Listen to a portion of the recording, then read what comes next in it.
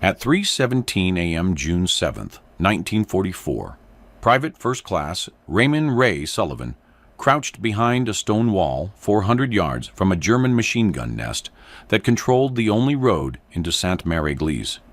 He had no rifle, no grenades, no ammunition of any kind, just a French farmer's pitchfork, a rusted hatchet, and a canvas sack containing 3 glass bottles filled with lamp oil. In the next 9 hours, Sullivan would kill or wound 17 German soldiers, destroy 2 machine gun positions, and hold a strategic crossroads, using nothing but scavenged farm equipment and the mechanical skills he'd learned as a Detroit assembly line worker. By the time reinforcements arrived, the bodies were arranged in a defensive perimeter so methodical that Allied intelligence initially suspected a full squad had made the stand. Sullivan wasn't supposed to be there at all. The 82nd Airborne had scattered across Normandy like seeds in a hurricane. Sullivan's C-47 took flak over the drop zone, and the jump master screamed, "Go!" 2 minutes early. Sullivan hit silk at 800 feet instead of Huang 200, landed hard in a hedgerow, and spent 20 minutes cutting himself free from his harness. By then, his unit was gone. The equipment bundle with his Thompson submachine gun had disappeared into the darkness. He had his jump knife, 2 fragmentation grenades, and a growing certainty that he was alone behind enemy lines. The barn found him, not the other way around. He was moving east toward the sound of distant gunfire when he spotted it, a squat stone structure with a collapsed roof, sitting in a field 200 yards from what looked like a paved road. Sullivan approached low and slow. No lights, no movement. The door hung crooked on leather hinges. Inside, the smell hit him first. Old hay, manure, machine oil, and something else. Blood. Recent blood. A dead paratrooper lay face down near the back wall. Sullivan rolled him over. Private Eddie Vance, 505th Regiment. They'd shared a tent at Fort Bragg. Vance had been shot 3 times in the chest at close range, probably within the last hour. His rifle was gone. His ammunition pouches were empty. Whoever killed him had taken everything. Sullivan checked the body for anything useful. Dog tags, a soggy pack of Lucky Strikes, a photograph of a girl. Nothing that would keep him alive. He was about to leave when he noticed Vance's hand was still gripping something. A torn piece of paper with pencil marks. Sullivan pried it loose. A hand-drawn map showing the road junction, distance markers, and a circled position marked MG Nest, 6 Germans, ammunition dump nearby. Vance had scouted the position before he died. Sullivan folded the map into his pocket and stood up. The barn had farmer's tools hanging on the walls, pitchforks, hose, a wood axe with a rusted blade, coils of rope, and a shelf lined with glass bottles. 3 still had lamp oil inside. He tested the weight of the pitchfork. 4 iron tines, each about 8 inches long. Wooden, handle solid despite the age. The hatchet was small, maybe 14 inches total length. Blade dull but serviceable. He set both on the workbench and looked around. This is what he had. This is what Vance had died trying to scout. And somewhere down that road, 6 Germans were sitting on ammunition that could resupply an entire Allied company. Sullivan had grown up in Detroit's Corktown neighborhood, the son of an Irish dock worker who died when Ray was 12. He'd started working at the Ford Highland Park plant at 16, running the assembly line that built V8 engine blocks.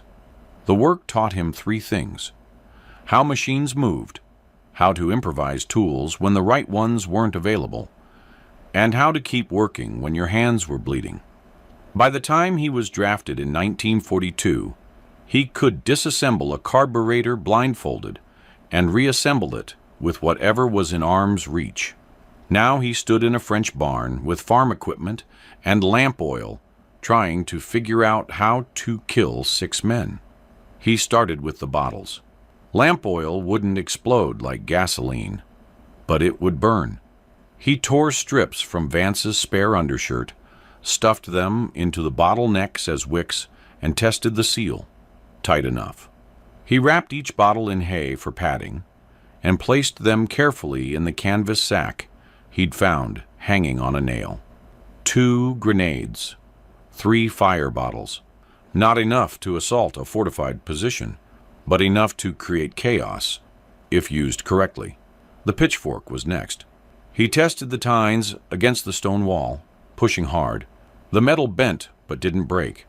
He remembered something from the plant, how they'd heat metal to make it more flexible for bending, then let it cool to harden again. No fire here, but he could sharpen what he had. He found a whetstone near the workbench and spent 15 minutes grinding each tine to a point. The scraping sound seemed impossibly loud in the darkness. When he finished, the pitchfork looked less like a farming tool and more like an oversized spear. The hatchet got the same treatment. He sharpened the blade until it could split kindling, then tested the balance. Light enough to throw, heavy enough to do damage. He tucked it through his belt. Sullivan checked his watch. 4:42 a.m. Sunrise would come around 5:30. If he was going to move, it had to be now, while darkness still gave him cover. He loaded everything into the sack, slung it over his shoulder, and took one last look at Vance's body. "I'll make it count," he said. The road junction was exactly where the map indicated. A T intersection where a dirt farm road met a paved route running northwest toward Sainte-Mère-Église.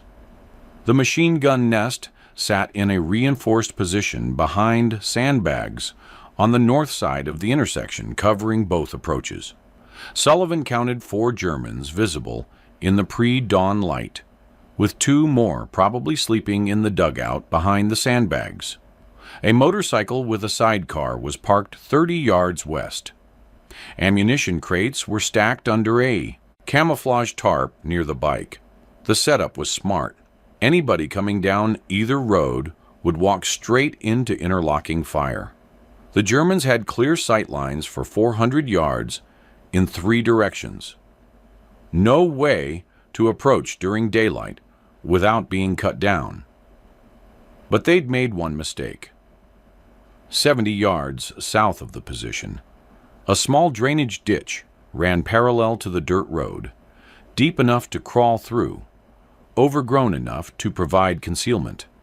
Sullivan could see where it terminated, about 15 yards from the western edge of the German position, right near that motorcycle.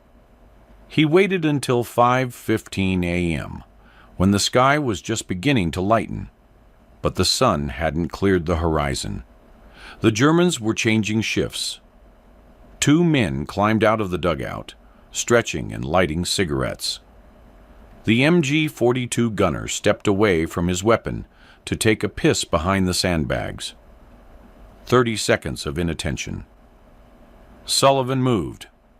He low-crawled through the drainage ditch, the canvas sack dragging behind him, pitchfork lashed to his back with rope. The ditch was wet and smelled like stagnant water. Mosquitoes swarmed his face. He ignored them and kept moving, using his elbows and knees, stopping every few seconds to listen. German voices drifted across the field, casual conversation, somebody complaining about the coffee. They weren't expecting trouble. He reached the end of the ditch at 5:23 a.m. 15 yards to the motorcycle, 10 yards to the ammunition crates, 20 yards to the machine gun position. He could see the Germans clearly now. 6 men total, just like Vance's map indicated. 3 were awake and alert. 3 looked half asleep, sitting with their backs against the sandbags, rifles propped beside them. Sullivan pulled the first fire bottle from the sack. He lit the wick with a match, waited 3 seconds for it to catch, and threw it underhand toward the ammunition crates. The bottle arced through the air, turning end over end, trailing a thin line of smoke. It hit the ground 2 feet short of the crates, shattered, and spread burning oil across the dirt. The Germans shouted in surprise. One grabbed a shovel and tried to beat out the flames. Another ran toward the motorcycle to move it away from the fire. Sullivan threw the second bottle. This one hit the motorcycle's fuel tank directly. The gasoline ignited with a soft whump, and flames engulfed the bike. The German who'd been trying to move it stumbled backward, his uniform smoking. He screamed and dropped to the ground, rolling to extinguish the fire on his legs. Now they knew someone was out there. The MG-42 gunner sprinted back to his weapon and swung the barrel toward the ditch. Sullivan was already moving, sprinting at an angle toward the western flank of the position, using the smoke from the burning motorcycle as cover. He heard the machine gun open up, a sound like ripping canvas, impossibly fast, 200 rounds per minute tearing through the air where he'd been 5 seconds earlier. He dove behind a small rise in the terrain, pulled the third bottle, lit it, and threw it blind over the top of the rise toward the machine gun position. He didn't see where it landed, but he heard glass break and German voices shouting. The machine gun went silent. Sullivan pulled his first grenade, yanked the pin, counted 2 seconds, and lobbed it toward the voices. The explosion came 3 seconds later, a flat crack that echoed across the field. More shouting, someone screaming in pain. He had 1 grenade left, and no more bottles. The pitchfork and hatchet were all that remained. He stayed low and circled north, using the smoke and confusion to reposition. The Germans were scrambling now, trying to figure out how many attackers they were facing and where the next assault would come from. Sullivan reached a hedgerow 30 yards northwest of the position and finally got a clear view. The motorcycle was still burning.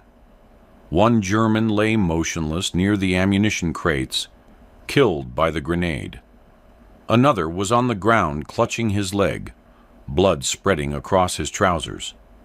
That left 4 combat-effective soldiers, and they were organizing. The sergeant was barking orders, repositioning men to cover different approaches, getting the MG-42 back in action. Sullivan had maybe 90 seconds before they locked down the position again. He pulled the last grenade, worked his way along the hedgerow to get closer, and threw it toward the machine gun. The sergeant saw it coming. He shouted a warning and dove left. 2 other Germans scattered right. The grenade detonated in the middle of the position, shredding the sandbags and sending the MG-42 tumbling off its mount. The sergeant stood up, disoriented, his rifle somewhere in the dirt. Sullivan charged from the hedgerow with the pitchfork leveled like a spear. The distance closed in 4 seconds. The sergeant turned, saw him coming, reached for his sidearm. Too slow. Sullivan drove all 4 tines into the man's chest, using his momentum and body weight, feeling the points punch through uniform and flesh and scrape against ribs. The sergeant gasped once and went down. Sullivan yanked the pitchfork free, spun to his left. Another German was raising his rifle. Sullivan threw the pitchfork like a javelin. It hit the soldier in the shoulder, knocked him sideways, and pinned him against a wooden support beam. The man screamed and dropped his rifle. 2 left. Sullivan pulled the hatchet from his belt. The nearest German was scrambling toward the overturned MG-42, trying to get it back into action. Sullivan closed the distance, grabbed the man by his collar, and buried the hatchet blade in the side of his neck.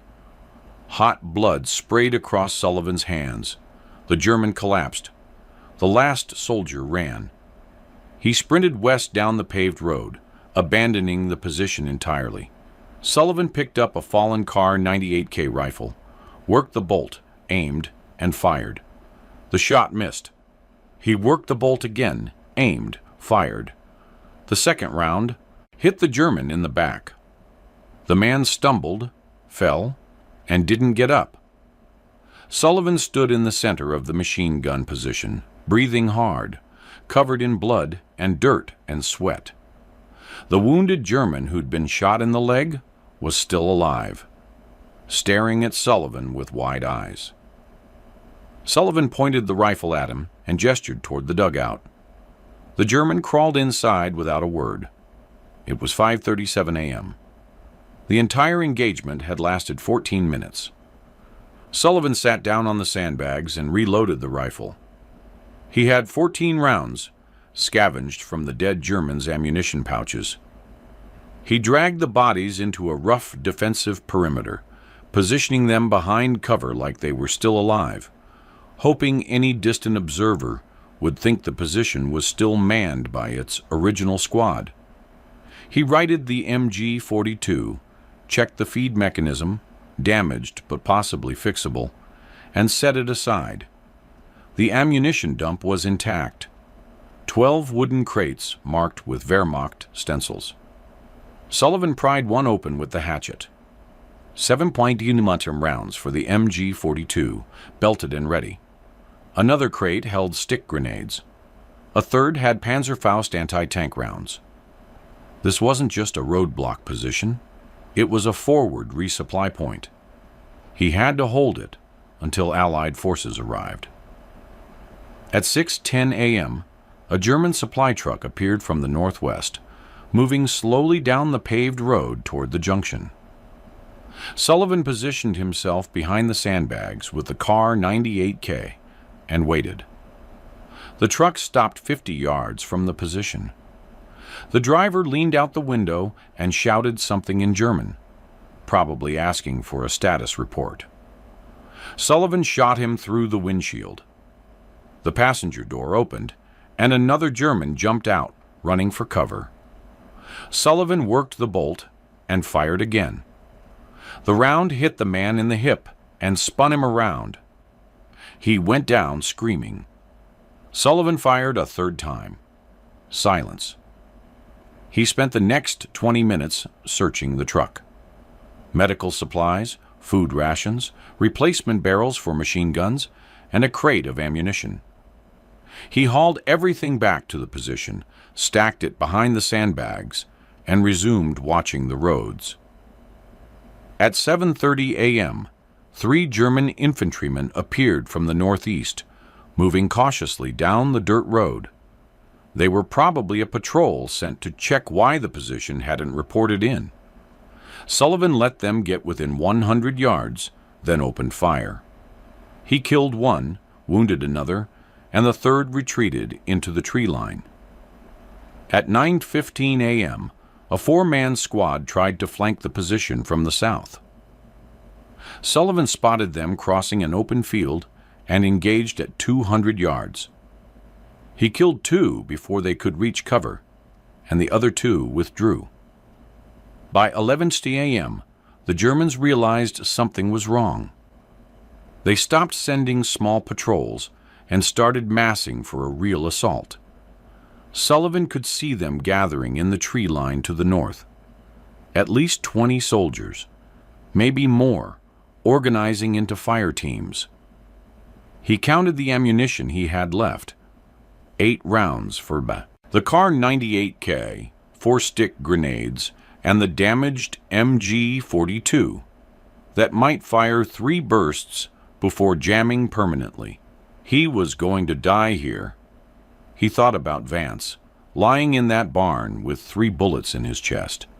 He thought about the map in his pocket and the German sergeant's face when the pitchfork punched through his ribs, and the way the hatchet had felt in his hand when he swung it.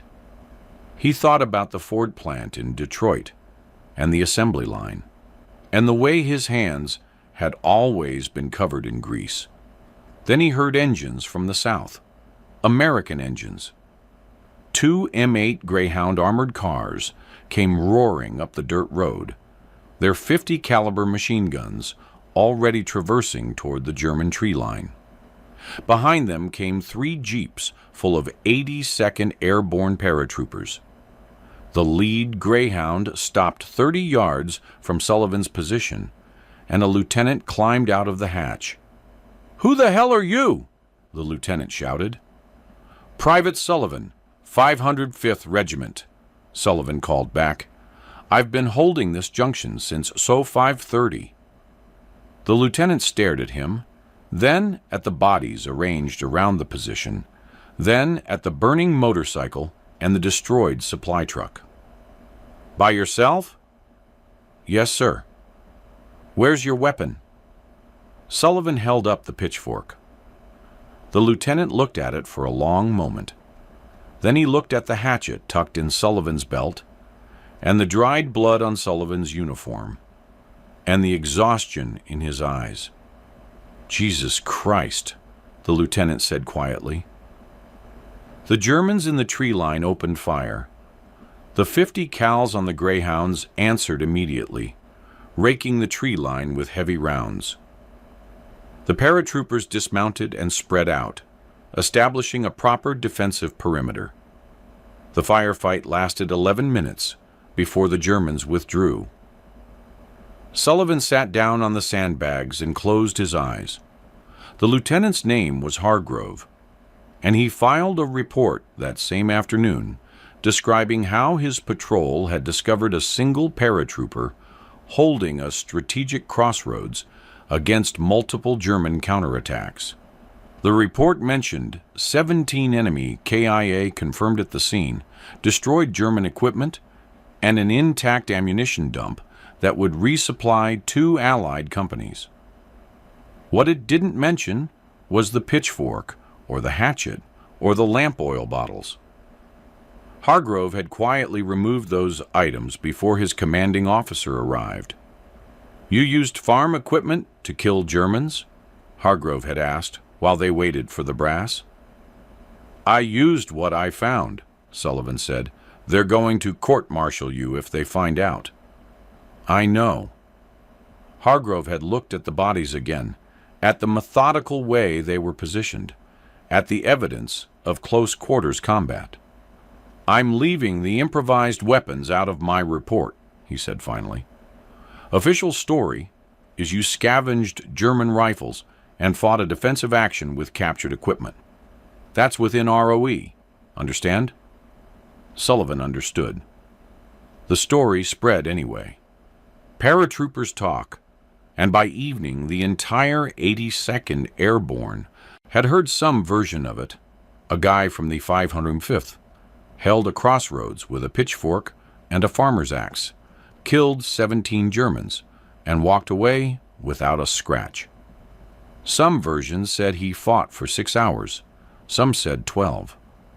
Nobody believed the pitchfork detail until they saw it themselves, still leaning against the barn wall where Sullivan had left it, 4 tines stained dark brown.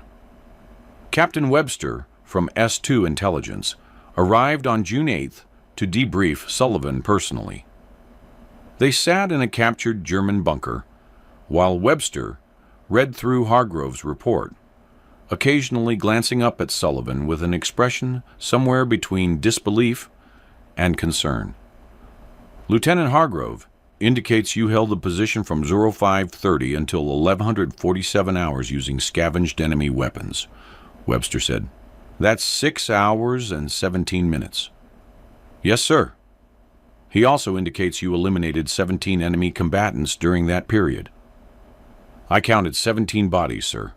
Some might have been wounded and evacuated." Webster set down the report. "Private Sullivan, I need you to be completely honest with me. Did you engage enemy forces using non-standard weapons?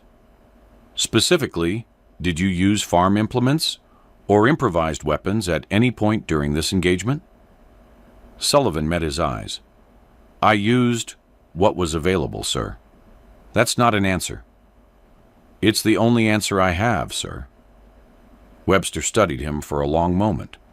Then he picked up a pencil and made a notation on the report. The official record will reflect that you conducted a successful defensive action using enemy weapons acquired in the field, he said carefully. However, if evidence emerges that you violated the laws of land warfare by using non-sanctioned weapons against uniformed combatants, you could face disciplinary action up to and including court-martial. Do you understand? Yes, sir. Good. Webster closed the folder. For what it's worth, Private, what you did saved lives. That ammunition dump resupplied Easy Company when they needed it most. A lot of men are alive today because you held that crossroads. Sullivan said nothing. Webster stood up. I'm recommending you for the Bronze Star. The paperwork will take a few weeks to process, but you should receive the medal by August at the latest. He didn't.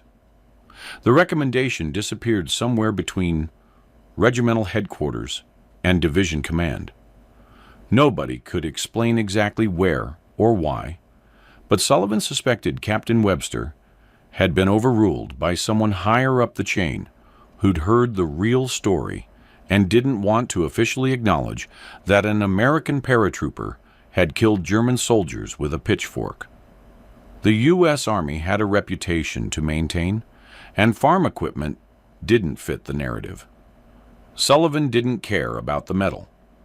What bothered him was what happened 3 weeks later. On June 29th, Sullivan was reassigned from frontline duty to a training role at a replacement depot in southern England. The official explanation was that his unique combat experience would be valuable for instructing new paratroopers.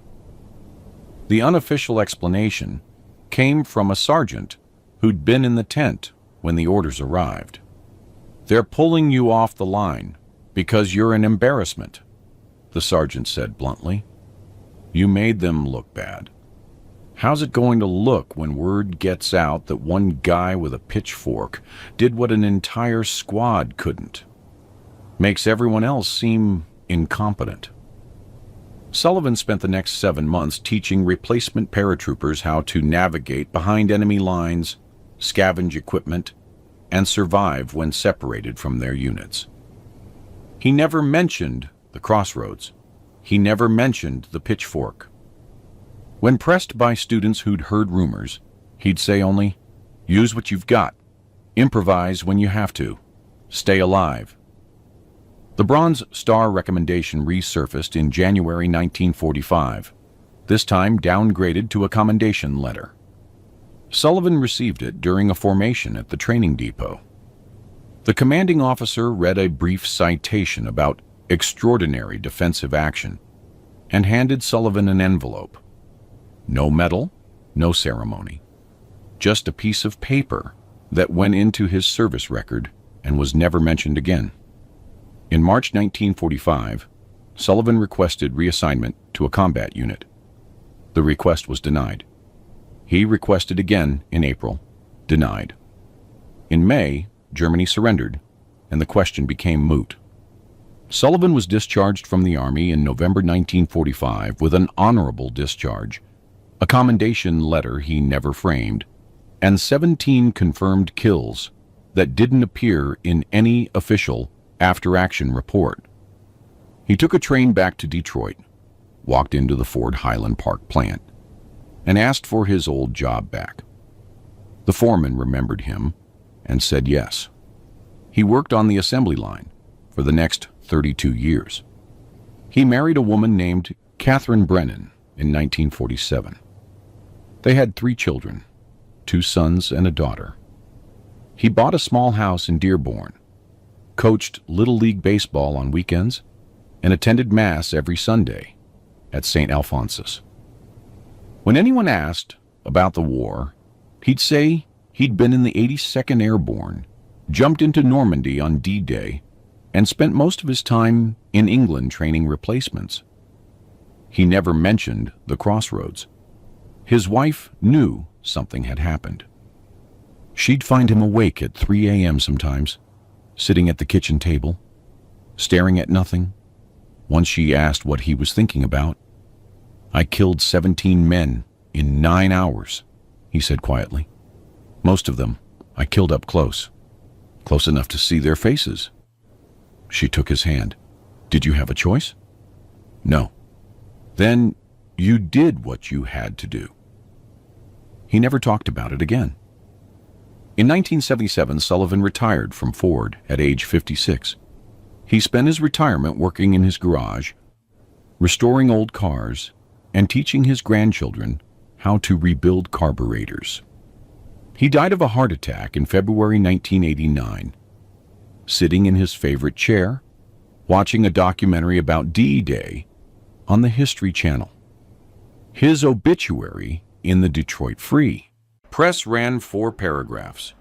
It mentioned his 32 years at Ford, his service in the 82nd Airborne during World War II, and his survivors. It did not mention Normandy. It did not mention the crossroads. It did not mention the pitchfork. 3 of his former students from the replacement depot attended the funeral. One of them, a man named Albert Reese, who'd gone on to fight in the Battle of the Bulge, stood at the graveside and told Sullivan's eldest son a story he'd never heard before. "Your father saved my life," Reese said. "Not directly, but he taught me something nobody else bothered to teach. He said that in combat, there's no such thing as the wrong tool. There's only the tool you have and the job that needs doing. I was trapped behind German lines in December '44, completely out of ammunition, and I remembered what your father said. I used a broken shovel and a length of wire to create a trap that killed 2 Germans and gave me time to escape. I'm alive today because your father taught me that." Sullivan's son asked if his father had ever done something similar. Reese smiled. "Ask around the 82nd Airborne. Ask about the crossroads. They'll tell you." By then, the story had calcified into legend. Veterans told different versions. Some said Sullivan killed 20 Germans. Some said 30. Some said he held the position for 2 days straight. A military historian researching the 82nd Airborne's actions in Normandy found references to the incident in 3 separate after-action reports, each describing it slightly differently, none mentioning farm equipment. The historian, Dr. Margaret Fenton, eventually tracked down Lieutenant Hargrove in 1994. Hargrove was 73 years old, living in Maryland, and suffering from early-stage dementia. But he remembered the crossroads. "I removed the pitchfork from my report because I didn't want the Army to bury what he'd done," Hargrove said during the interview. "If I'd included the truth, that this kid held a strategic position for 9 hours using farm equipment, they would have classified it, buried it, maybe court-martialed him for using non-standard weapons. Better to lie and let him keep his honor than tell the truth and watch them destroy him for it." Fenton asked if he regretted the decision. "Every day," Hargrove said. "That soldier deserved the Medal of Honor. Instead, he got a letter and a lifetime of silence." The pitchfork itself survived the war. A paratrooper from the 505th Regiment named Jack Halliday took it as a souvenir, carried it through France and Belgium, and brought it home to Iowa in 1945. It hung in his barn for 46 years. In 1991, Halliday donated it to the 82nd Airborne Division Museum at Fort Bragg, along with a handwritten note explaining its provenance. The museum curators authenticated the story through cross-referencing unit records, veteran interviews, and forensic analysis of the tines. Dark stains on the metal tested positive for human blood, type O negative. The wood handle bore grip marks, consistent with sustained use. The museum put the pitchfork on permanent display in 1993 with a placard that read, "Farm pitchfork used by PFC Raymond Sullivan, 505th Parachute Infantry Regiment, to defend a strategic crossroads near Sainte-Mère-Église on June 7, 1944. Sullivan held the position for 9 hours against multiple German counterattacks, using scavenged equipment and improvised weapons. His actions secured a critical ammunition resupply point that supported Allied operations during the Normandy invasion. 40,000 visitors see it every year. The broader lesson from Sullivan's stand didn't register with military planners until the 1950s, when the U.S. Army began developing formal doctrine around improvised weapons and field expedient tactics. The Korean War had demonstrated repeatedly that soldiers separated from their units needed to survive using whatever they could find. The Pentagon commissioned a study on effective improvisation in combat, and Sullivan's defense of the crossroads became a case study in the classified report. By the Vietnam War, the Army was teaching improvised weapons tactics as part of SEER: survival, evasion, resistance, escape, training. Instructors used historical examples to illustrate principles, and Sullivan's name appeared in training manuals alongside other soldiers who demonstrated extreme adaptability under fire. The specifics were often sanitized or altered, but the core lesson remained. When conventional weapons aren't available, a soldier must improvise, adapt, and overcome using whatever tools the environment provides. Modern Special Forces training still includes this principle. Navy SEALs, Army Rangers, and Delta Force operators all learn field expedient weapons tactics. The tools have changed. Improvised explosives, 3D printed components, repurposed technology.